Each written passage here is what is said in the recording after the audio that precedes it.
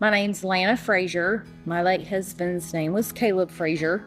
Caleb worked in the oil field. He worked more in the gas compression side. He had a full-time job. I had a full-time job. I was in education.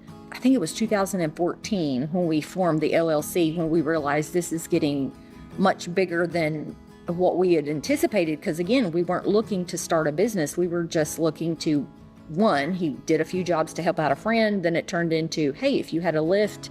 And so that's really kind of where we ended up, was renting and hauling. Caleb was an excellent mechanic. He could literally fix anything. Like, he did all the maintenance and mechanicing on the lifts. He was a very stickler about regular maintenance. And so if he couldn't bring the machines home, he would go to location and maintenance everything there. He fixed everything.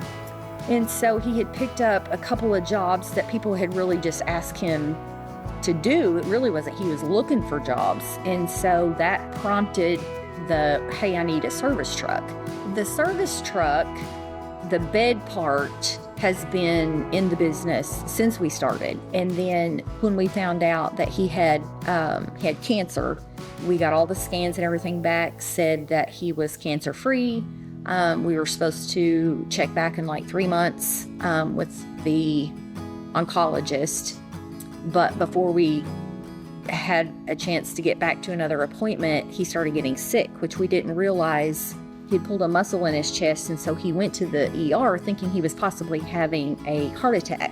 When he got there, the doctor asked him if he had had any issues with cancer, and he was like, well, it was melanoma. He had a little spot on his leg. He'd had it removed. We thought everything was fine. And of course, I was on my way, and by the time I got there, and then the doctor informed us that his liver was covered with tumors and that it was spreading, and it was very aggressive. So we ended up going to Tulsa, to a hospital there, where we then were told there's really nothing we can do because it had spread so fast. And so we came home with hospice, and then we lost him 6 weeks later. He was my best friend and I was his. And so we just kind of did everything together. And everything we did, it was just like God blessed it. I pray about everything. And so I had prayed, God, I don't know what to do now. My whole future has been, our lives were just flipped upside down. Just the frustration of it all. One day I just said, I'm selling. Out of frustration, I said that. That was on a Sunday. On Monday, I had to go to the city, and I woke up and I thought, I really am going to sell. And I had such peace about that. No sadness, there was just nothing. Just pure peace is the only way I can describe it. I wasn't really sure what to do, and I thought, well, God will guide me. He's guided me this far.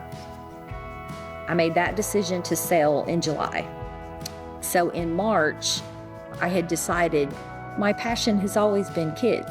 And I like guiding, and so that's why I became a school counselor, was to kind of help guide their next steps. And so in prayer one morning, I was, telling God, we need something here. We need something for our kids, some way for them to be involved in more than, kind of what the world has to offer. And so I just promptly told God, you've got to do something for our town. And the thought just went through my mind, well, why don't you do something? And I thought, you know what? I believe I will. It's called the Enriching Incorporated. It's a nonprofit. It will have a full-size gym. It's faith-based, and so it will have a chapel. We will have a chapel service. We'll offer free tutoring, because that's my thing, is education. So we'll offer free tutoring. We'll have a room of computers for just if they need to do a place to do their homework. It'll be a place for them to just sit and hang out, and just a safe, clean place where the world kind of can't get involved and try to lead them astray. So that's the whole point of the mission. But kids like to have fun.